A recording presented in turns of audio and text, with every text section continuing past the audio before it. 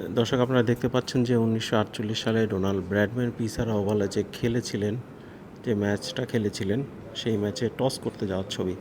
সাথে যিনি আছেন শ্রীলঙ্কার লিজেন্ডারি ক্রিকেটার অল সিলন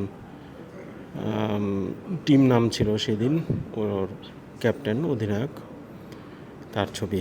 এবং আমরা এখানে দেখতে পাচ্ছি এটা হলো পিসারা ওভাল স্টেডিয়ামের ক্লাব। এটা সন্ধ্যার দিকে খোলা হয়।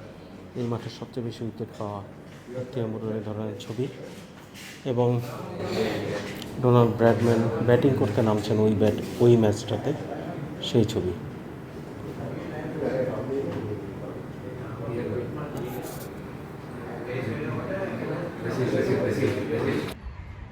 দর্শক আপনারা দেখছেন যে এই সেই লিজেন্ডারি স্কোরবোর্ড, যেটাকে দেখে ডন ব্র্যাডম্যান বলেছিলেন যে সবচেয়ে বিস্তারিত স্কোরবোর্ড।